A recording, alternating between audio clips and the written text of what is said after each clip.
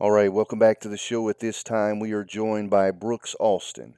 Brooks is the lead editor for the Bulldog Maven, which is a part of the Sports Illustrated Network. Welcome to the show, Brooks. Hey, thanks for having me, Peter. Hey, man, we appreciate you taking some time and being with us. And as I mentioned before, you are the lead editor for the Bulldog Maven. And while I was on the site the last few days, I read an article about Jake Fromm and the process that he's going through right now as he is, of course, preparing for the NFL draft. And he is doing what I think many of us thought he would do, and that is he's impressing in the interview section of this process. So let's just start right there. And what are you hearing, and what has this process been like for Jake Fromm thus far?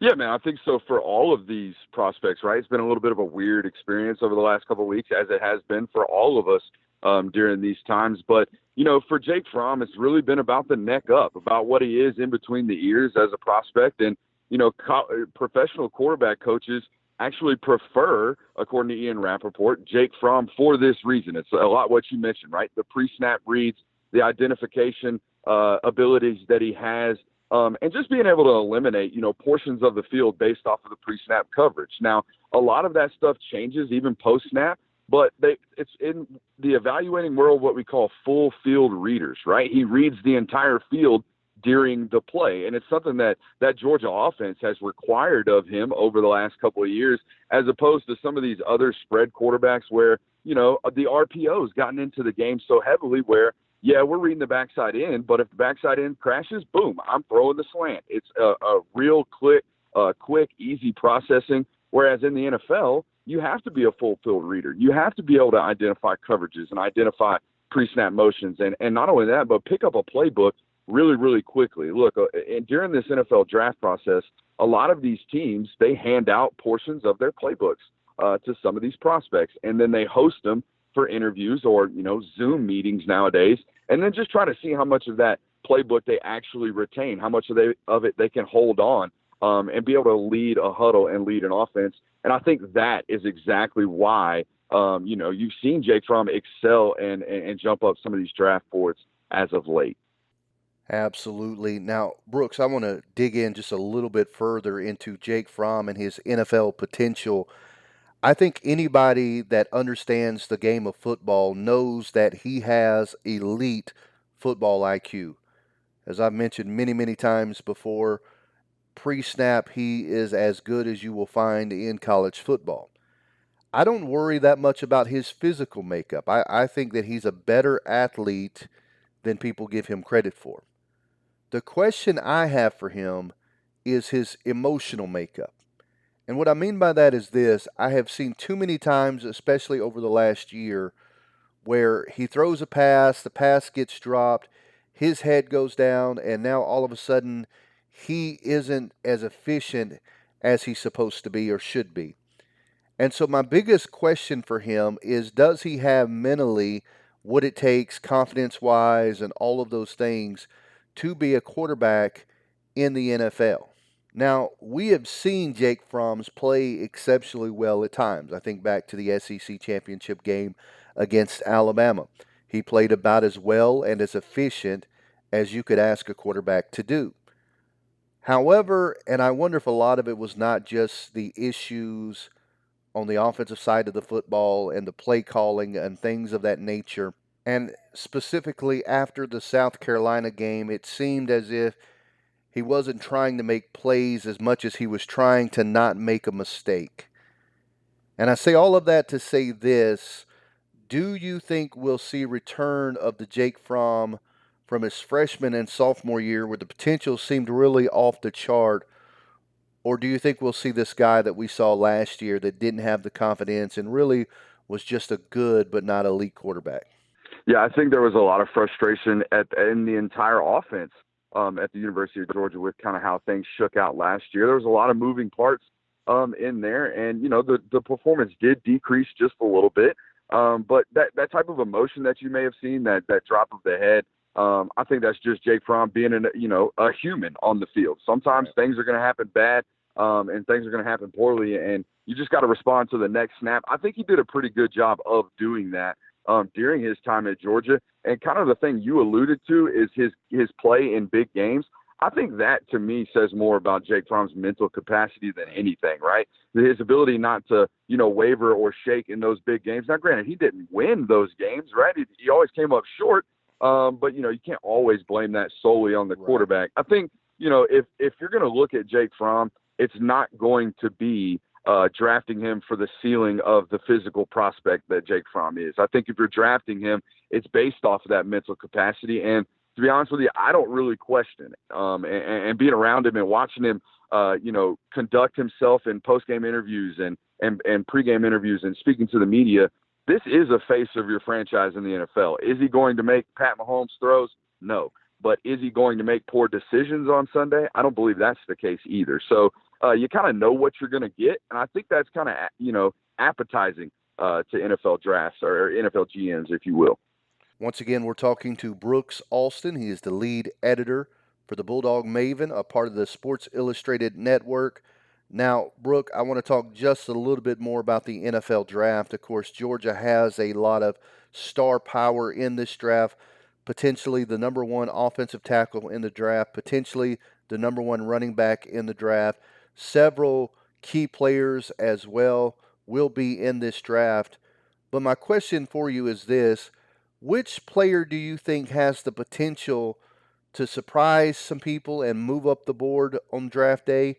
And which player, fair or not, do you think might drop and might go further down than people thought that he would go on the draft board for the Georgia Bulldogs?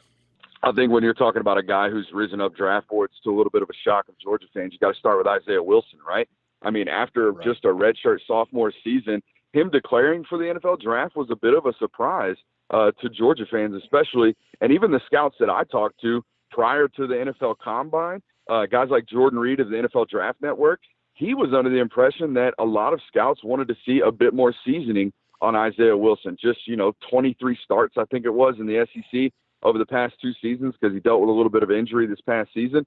So as far as a guy who might shock you and be, maybe a top 45 pick, heck, even, the NFL Draft Network or the NFL Network has even mentioned him sneaking into that first round of the NFL Draft this next week. So that's a surprise, most definitely. As far as a guy who might go a lot lower than most, SEC fans and Georgia fans might expect would have to be J.R. Reed. It's a guy who is a Jim Thorpe Award semifinalist. And as of right now, he's going to be a day 3 draft pick, it looks like, a guy that might go anywhere from the 5th to 7th round. And a lot of that has to do with the fact that NFL evaluators don't know if he can play center field safety. Look, the idea of a strong safety in the box type of football player, the Landon Collinses of the world, the Ha Clinton Dixes of the world, you've seen these guys get released by NFL teams recently and not picked up on their second contract. And a lot of that is because that's not conducive to the way the modern game in the NFL is played. You got to be able to cover sideline to sideline, and you got to be able to add, something in the coverage game. And J.R. Reed is the definition of an in-the-box safety, and he's probably going to have to make his weight on special teams.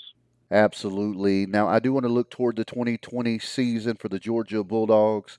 And I want to start by looking at this coaching staff because obviously there have been some big changes for the Bulldogs. And I've got to say, with complete transparency, there was a moment last year that I wondered if the door of opportunity and the window of opportunity for the Bulldogs had not closed.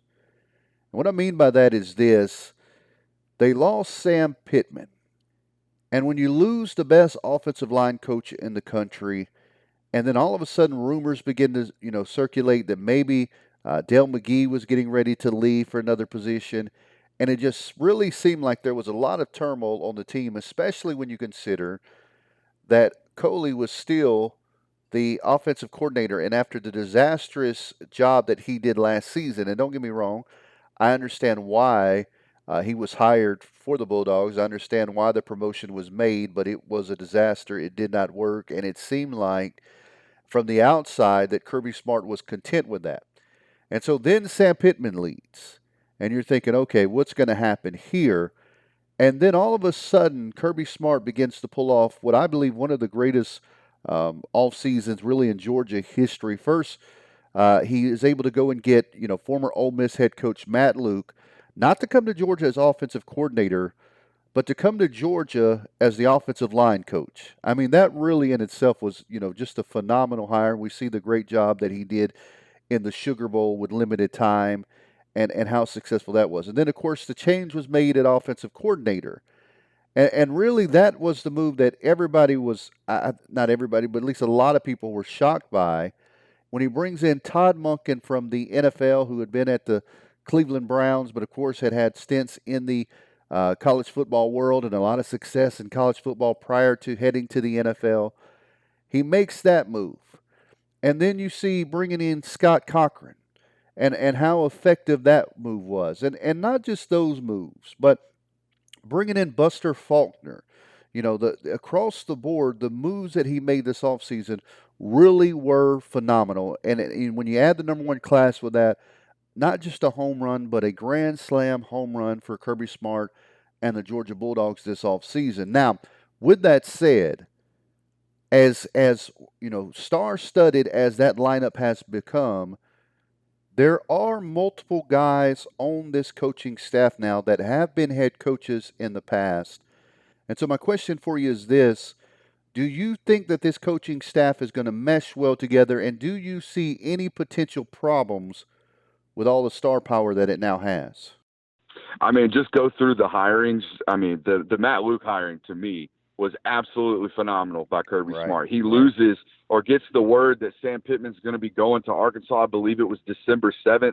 Within 48 hours, Matt Luke's hired to replace him. And honestly, a lot of that number one recruiting class finishing out from that moment when Sam Pittman left for Arkansas and finishing through February signing day, a lot of that closing ability from Georgia and chasing down that number one class had a lot to do with Matt Luke finishing the drill, if you will, Right. with those top recruits, guys like Broderick Jones, guys like Cedric Van Prant. Those offensive linemen were, still unsigned heading into that last signing window. So for him to be able to close there, I think it's a fantastic ability right there, and it just goes to show you what kind of recruiter on the trail Matt Luke's going to be. As far as Todd Monken goes, I mean, the Georgia fan base was wanting desperately for some type of change offensively to Right. happen. And Kirby Smart wasn't, sitting on his hands at all. I think it says a lot about him to be able to go out and change identities. And then to add Buster Faulkner, the pass game coordinator, formerly the offensive coordinator there at Southern Miss this past season. Those three additions, and of course Scott Cochran, as I think they're incredible additions to the staff. As far as their mesh and their ability to work together, yeah, sure. A lot of those guys have former head coaching jobs and former head coaching gigs, and they may be up for future jobs and future head coaching gigs in the future. But one thing I've learned, through my years of being around the game of football, coaches don't hire other coaches that they're not going to get along with. I know it Right. happens every once in a while. There's some rifts every once in a while, but most of these guys have some type of background, some type of history with one another. And as far as working together, look, they got one common goal. Whether or not it works, I don't think that's going to be about some riff going on in the offensive meeting rooms or in the defensive meeting rooms or the coaches meeting rooms or anything like that. These guys will get along. They'll work together well. And it's a high energy environment. Look, every one of those coaches, apart from Todd Monken, is relatively young, and they got a lot of juice.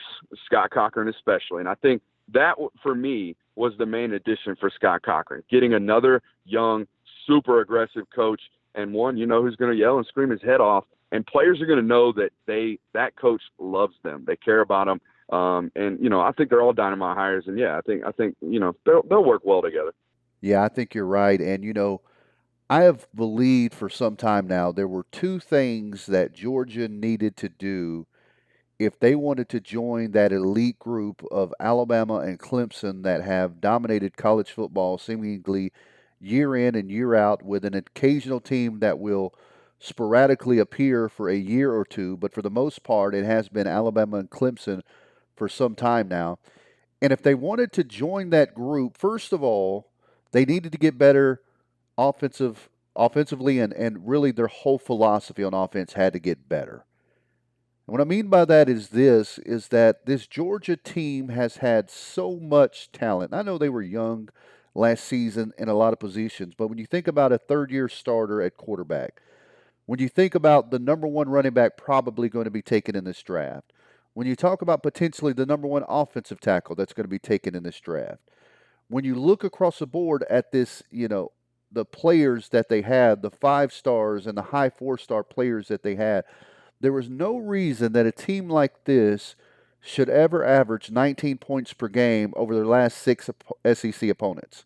I mean, that's just mind blowing to me. That's how bad this offense was, and they needed to make some change. And did they ever make some change, bringing in some terrific hires, as we talked about on the offensive side of the football, that will open things up, allow this football team to maximize the talent that they have?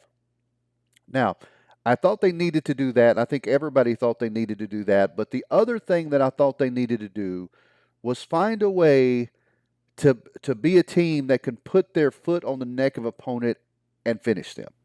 What we saw last season was a team that could come out great, and this defense was so phenomenal that this team could really just shut down teams and take good leads, but they couldn't put opponents away. And we saw that in the fourth quarter of way too many games last year, even though they won. When you think about a game like Florida, where they jumped out big and held them to 3 points and going into the fourth quarter, and then all of a sudden it became a ball game. When you think about Auburn, who they had 21-0, and Auburn gets back into that game, and Georgia ultimately wins 21-14. When you think about a game like Texas A&M, where they've jumped out on Texas A&M, they're controlling the game, but they just can't put them away. And that's why I think the Scott Cochran hire was so big and so huge, because he is one of those voices that you can have on the field that will keep people in a level of motivation and keep people focused enough that they're able to finish it. And when you look at these Alabama teams over the years, how many of those games did they win where they just had a fingertip in the right place at the right time, just that little bit of an extra effort? I think about Terry Cody against Tennessee, blocking 2 field goals. I mean, that guy hasn't came near blocking a field goal since that time. I think about the ball, Aaron Murray's ball getting tipped, and Conley coming down with the ball, and Mitchell would have been open in the end zone in the corner had that not just got barely tipped, and Georgia's then playing for national championship. You think over and over again how close they have been, but just missing it by a fingertip, by a step. And I think a guy like Scott Cochran, it's huge because he's the guy that's going to be able to be out there and really stay in the face, keep people focused, keep people motivated. And so I think that this hire was huge. And I think that these hires, can take this program to that upper echelon of not just being a top 5 contender, but again, being in that top 3 teams that have a shot every single year. Absolutely, and a lot of that, what you're talking about, those fourth quarter leads that were, almost given up a lot. You mentioned the Florida game, you mentioned the A&M game, and of course the Auburn game. Look, a lot of that had to do with the offensive philosophy that they were playing Right, with. If they right, had a 2-score lead, Kirby Smart felt the promise of that defense was going to hold the rest of the game. All they had to do was run the ball 3 times and punt, run the clock out, and our defense ain't giving up 3 scores in 2 quarters. It just ain't happening. right. And that was their philosophy the last couple of years. Well, if Todd Monken's history as an offensive coordinator tells you anything, that's not what's going to be happening, moving forward. And I think, games like LSU and playing, the higher brands of football and, getting smacked by, not smacked, but getting caught up with by Alabama and that shootout out there in Oklahoma. Look, the fact of the matter is in modern college football, teams are scoring points. I don't care how great your defense is. By the end of the fourth quarter, they're going to be putting up points. And if you can't score with them, you're going to lose. I mean, you can have the greatest defense in the world like they did last year. I mean, it was statistically, hands down, one of the best defensive seasons the University of Georgia has ever had. They gave up fewer points than they had allowed since 1981. They gave up the fewest rushing yards they'd allowed ever in the history of Georgia. Heck, they gave up 2 rushing touchdowns all year. So even that wasn't good enough because they couldn't score enough points against LSU in that SEC championship game. So bottom line, modern college football, you better score points, you better score them in bundles, and you better do it late, right? Like you're saying, Right. you better finish games off. Once again, we're talking to Brooks Alston. He's the lead editor for the Bulldog Maven, a part of the Sports Illustrated Network. Now, Brooks, I want to talk about the quarterback position. Of course, as we've talked about, Jake Fromm is headed to the NFL, and the Bulldog Nation was excited to find out that Kirby Smart had been able to convince Jamie Newman, the Wake Forest grad transfer to the University of Georgia. And a lot of people have him in his Heisman odds, very good. And a lot of people are excited about him. And there are critics who are saying, that he's not as good as the hype. And here's kind of my opinion about that. First of all, he doesn't have to be as good as the hype. If he is, wonderful. But Jake Fromm wasn't very good last year. This offense was not very good last year. And so the reality is that if he can just be, really good, not great, they've got a chance to win a national championship because of how good this defense is. I mean, you talk about, you mentioned the rushing touchdowns, only giving up 2 rushing touchdowns last season, but think about this. The last time they gave up a rushing touchdown to a running back was two SEC championships ago in the second quarter when Josh Jacobs scored a touchdown. That was the last time a running back has scored a touchdown against this defense. And it's going to be, and we're going to talk about him in just a moment, but it's going to be probably even better this year. And so if Jamie Newman can just be, really good, then Georgia really has a shot at the national championship. Now, with that said, I want to get your opinion, Brooks. How good and what are your expectations of Jamie Newman this season? I expect him to light it up. I mean, short and simple. I Right. mean, 6'4", 230 pounds, extremely athletic. I mean, not only was he the best player, best quarterback up there at Wake Forest for the last 17 starts, but he was their best rushing threat as well. He led the Right. led the team in rushing attempts last year. Now, is he going to rush the ball 28 times in a game like he did against Duke last season for Wake Forest? No, absolutely not. But he's going to add another dimension to that offense. And if Todd, again, we'll go back to Todd Monken. If his history as an offensive coordinator shows you anything, he's going to take his two best players and he's going to utilize them to the max, absolute max. I mean, take a look back at Brandon Whedon and Justin Blackman back in his Oklahoma State days. They had a historic season in Todd Monken's last season as an offensive coordinator there. So if you're talented and if you can get open, he's going to feature you quite often. So yeah, I think the sky's the limit, in my opinion, for Jamie Newman next year, because not only is he stepping into a better offensive system, presumably, but he's going to be surrounded by talent that he's never seen up there at Wake Forest. I mean, they gave up 23 and a half sacks last year on Jamie Newman. And again, this is a mobile quarterback, a big, strong, strapping young man, and they just couldn't keep him clean. They couldn't keep him protected. That's not going to be the case this coming up year for Georgia. Absolutely. And I've got to tell you, I also expect big things out of him and big things out of this offense because of the fact that, I think he is a tremendous quarterback. I don't want to ever take away from the fact that he is a very good quarterback and is going to throw one of the best deep balls that we've seen at Georgia in some time. But with that said, I think the addition of his feet are going to, really help this Georgia Bulldogs team because it's going to open up some things in the read option.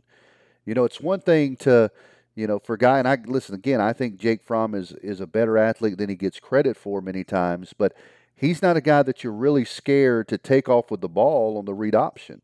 So if you now add that dynamic to it, that he can hand the ball off, he can run with the ball, he can throw with the ball. All of these things now are on the table.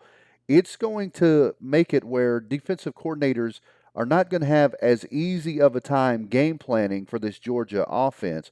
And I really think again that in this era of football, a mobile quarterback can absolutely change the dynamics of a football team.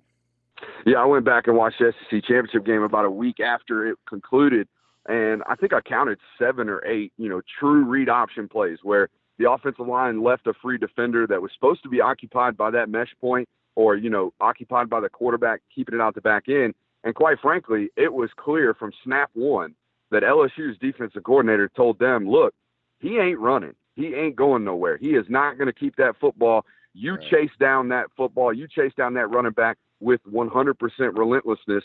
And honestly, when you're blocking 9 on 11 at that point, right? You got one ball carrier, and now the quarterback's thrown out of the situation, and we didn't block the backside end because we left him for a read. But guess what? Now he's not reading. So yeah, I think just the threat alone is going to keep help out that run game especially. All right. Once again, we're talking to Brooks Alston from SI and the Bulldog Maven. Brooks, I want to ask you about this running back stable. We know And again, regardless of how ignorant ESPN's running back university list was recently, and I think everybody knows my opinion on that. If we just look in the past running backs from the past few classes, when you talk about DeAndre Swift, you talk about Sony Michel, you talk about Nick Chubb, Keith Marshall, Todd Gurley, and really you could even keep going past that. You also always had No a Sean Marino. yeah, yeah, oh, absolutely. I mean, if you want to go back all the way, look, I didn't even include Musa Smith, but Yeah. Terrence that's Edmonds. yeah. I Yep. mean, you could just keep going when the list that they had there. But again, and I mean, even Elijah Holyfield, who put up 1,000 Yeah. yards. But as you look at this stable of running backs, I really like Zamir White, and I think Zamir White's going to have a big year. I think what we're seeing is it takes some time to heal from an ACL. It takes more time to heal from two ACLs. That I think we might see more of the explosiveness that we thought we'd see from Zamir White, even though we saw bits of that beginning to come at the end of the season. We see guys on this roster that have that potential, but here's just as boldly as I can put it, do they have the top-notch caliber of running back that they've had the last several years? I think it's still left to be unknown, man. And I know that's kind of a cop out of an answer, but you already hit on it. Samir White has had those two knee surgeries in the last 48 months. And I haven't seen the burst that we saw from the nation's number one running back in the 2018 Right. recruiting cycle. If you go back and flip on his high school tape, it was absolutely hands down some of the best running back tape I've ever seen, because not only could he run you over, not only could he juke you, but he could flat out leave you. I mean, he could Right. just run away from you. And I haven't seen that happen since he's gotten to Georgia. Since he's gotten to Georgia, even Kirby Smart's comments, if you just take those for what they're worth, he's kind of become a bruising running back. Look, safeties don't want to tackle him. We know that. But, safeties in the SEC are pretty daggum good. So does he have the, elusiveness and the burst that we've seen from all those guys that you mentioned in the history of Georgia running backs? Probably not as of right now. But I think one thing that we might see from Zamir White in 2020 is the fact that he's going to wear on a defense later on in the game. We saw it at Baylor. There's no coincidence that his best yards per carry, if you take out the Vanderbilt game at the very beginning of the season, his best yards per carry average in a game was that Baylor game, because he got 18, 19 touches. Look, after about the fourth or fifth time of tackling Zamir White, that sixth time you're probably going to ease up just a little bit. So I think that's what you're going to see from Zamir. Is he the top end talent that we've seen in the backfield so far in recent history for the University of Georgia? I don't think so, not quite yet. But maybe this time off, maybe not squatting in the squat rack every single day up there at the University of Georgia, maybe it'll help him, or maybe it goes the other way. I just think it's such an unknown at this point. But as far as the depth at the running back position, Kenny McIntosh is excellent. James Cook is excellent, and a guy I'm really, really high on is Kendall Milton, the freshman out of Right. Clovis, California. I think the SEC is going to get a heavy dose of the big boy from Clovis, California this year. Absolutely, and I think you're right about that. And in regards to Zamir White, my hopes for him, and I think the best case scenario for him is that he will be like Nick Chubb after his injury. Now, you remember that Nick Chubb absolutely tore up his knee, and I know that an ACL injury is not as bad as the injury that Chubb had, but having two ACL injuries, tearing one and then while you're rehabbing from that, tearing the other, that's pretty bad. And my hope for him is what happens for him is what we saw happen for Nick Chubb. You remember after Nick Chubb came back from the injury. Now, that first game, he looked really good. But after that, he looked good, but he didn't look like the Nick Chubb before the injury, right? Like he looked like a player that was very, very good, but he was not the Nick Chubb that was one of the best that we had seen come through the SEC. But what we saw happen was after a year being really good, we begin his senior year to see the Nick Chubb of old. And I'm hoping for Zamir White that that's the same thing, that after having a full year of recovery, after being in that transition for a full year of getting confidence back in the knee, being able to explode off of the knees again, that we'll begin to see the Zamir White that we thought we would see out of high school. That all the work that he's putting in is going to pay off, and I'm hopeful that that's going to be what we see. And the other thing that I think will benefit this team, and you talked about Milton, and I absolutely believe he's going to be a star. But I think James Cook and the new offensive staff is going to help a lot as well. And what I mean by that is this: I do think that James Cook is a better rusher than people give him credit for, but I think that this offense coordinator and this offensive staff is going to find the ways to get him the football in space and let him do what he does best. And in this era of football, it's all about finding one-on-one matchups in space, and I believe that they're going to be able to use Cook in a special way this season, and he's going to be another guy that's going to really benefit from this new offensive staff. Yeah, one thing that frustrated me just as a football guy last year watching Georgia was the lack of screen game. I mean, DeAndre Swift's one of the best catching running backs, and that's why he's going to go extremely high in the NFL draft. But they rarely used him in a screen game or anything like that. Todd Monken is not going to do that. And another thing Todd Monken's shown in his history, whether you go all the way back to his days at Southern Miss with Ito Smith and Jalen Richard, who now is in the NFL as well, and zoom all the way up to his days in Cleveland with Kareem or Hunt and Chubb in that backfield. He has no problems playing two running backs in one time, and I think that's something that you're going to see at Georgia, this coming up year. I mean, just think about it. What is a defense going to do if Samir White's lined up to the left and James Cook's lined up to the right, or vice versa? I mean, do you play heavy inside run or do you play stretch zone? What do you do? Do you play the pass game or do you key on run? I mean, I think that is something you're going to see from the Georgia offense moving forward. And I think we would have seen it a little bit this spring, but obviously we didn't get a chance to do so. So that's my thoughts. Absolutely. Once again, we're talking to Brooks Alston from the Bulldog Maven, a part of the Sports Illustrated Network. Now, Brooks, I want to ask you about this freshman class coming in. Really, it's kind of a phenomenal thing to think about, and really just hats off to Kirby Smart to getting Georgia to this position. But they have the number one class, and I would even argue that it was by a bigger margin than was led on to. I think that a couple of guys were held back from a fifth star, one taken away, Mm-hmm. just trying to keep this thing close to sell subscriptions. But I digress on that. But with that said, as good as this freshman class should end up being, and they should be very special, especially on the offensive line. I mean, one of the better offensive line classes I've seen. But with that said, there's nobody you look at and say, okay, they've got to have that guy come in and get minutes right away, right? Like all of these guys, if they need to, they got enough depth that they can take their time and develop them. With that said, which freshman do you think you could see making the biggest impact next season?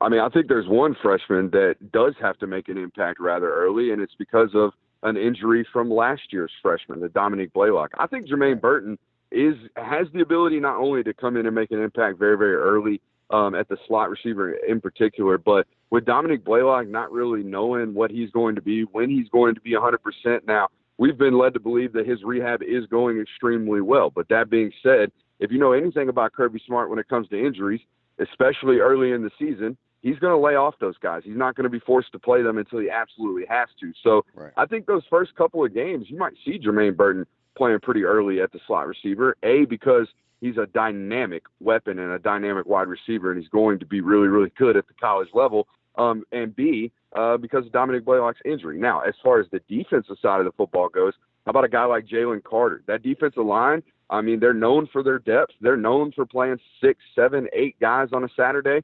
Jalen Carter's going to get reps. He's going to play a very similar role to what you saw Trayvon Walker play last year, I would imagine. Come in on third down, rush the passer, get after the quarterback, where you don't have to think a lot. You don't have to worry about, am I lined up correctly? Am I slanting? Am I doing any of this stuff? Where's my gap integrity? No. It's fine football. Go tackle football. And I think Keely Ringo has to get on the field early. Look, the nation's number one cornerback, one of the best corner prospects I've ever seen. 4.34 speed, 4.35 speed, 6'2", 200 pounds. I mean, every single box you could find, he's checking it. And again, that cornerback room, extremely deep.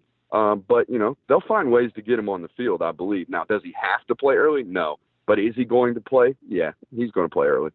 Once again, we're talking to Brooks Alston from the Bulldog Maven, a part of the Sports Illustrated Network. Now, Brooks, I want to talk just a little bit more about this defense, and it really is phenomenal when you think about the amount of depth that this team has.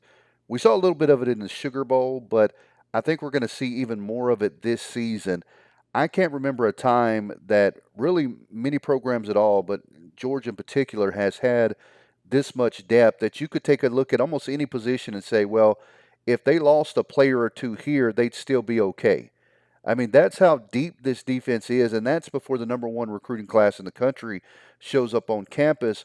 Really is phenomenal. So, my question for you is this, Brooks. Do you think that this will be the best defense that Kirby Smart's ever had?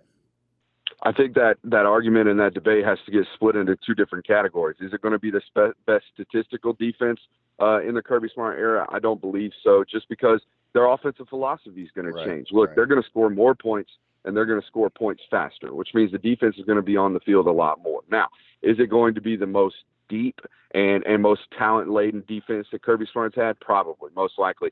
The only issue I would have, going back, and we did a depth chart series breakdown by position over there on the Bulldog Maven, and just looking at it from an all 22 perspective, that safeties group's pretty thin if you really look at it. They're going to have to rely on Lewis Seen to start for the first time in his career. I know he got the start as kind of a dime linebacker / DB against LSU when they went to that famous 3-man front, and you saw him start in the Sugar Bowl because J.R. Reed was out with a foot injury, but he's going to have to, take over for a guy who started 42 straight games there at left safety in J.R. Reed. We know Richard LeCounte's back, but what happens if one of those two gets hurt? I know Mark Webb can play safety, and I know they're extremely deep at the star position, but, the safety position depth would be my only question. But everywhere else, man, they are flat out loaded. Take a look at the outside linebackers group and find one of those guys. Name one of those guys that can't play at any other SEC school. Right. And I think you'd be hard-pressed to do so, right? I mean, Nolan Smith was the number one player in the 2019 class, and going into his sophomore year, we don't know how much he's going to play because Azeez Ojulari's that good. And Jermaine Johnson, the number one recruit out of JUCO in 2019, is a senior, and he played a lot last year at the jack position. Adam Anderson is a guy who's 6'5", runs a 4.38, and might not get a lot of playing time this next year in one of his last seasons at Georgia. So yeah, I mean, extremely deep. Is it going to be statistically as good as last year? No, I just don't think that's replicable. Absolutely. Now, I want you to, if you could, and again, I appreciate you taking so much time and being with us. And you guys are doing just such a fantastic job over there at the Bulldog Maven. I had a chance to go through their last few days, and really, I mean, just so much good content you guys are pumping out. Can you allow our listeners to know where they can read your articles at the Bulldog Maven and where they can find you at on social media as well? Yeah, so just to be simple, so I don't have to give you all the backslashes and forward slashes, you can just search or type in bulldogmaven.com. Bulldog spelled just like Bulldog, Maven spelled like Raven, but with an M instead, .com. It'll redirect you straight to our site. And, of course, you can find me on social media at Brooks Austin SI. So that's nice and easy for you, my man. Nice and easy for you, my man. Nice and easy.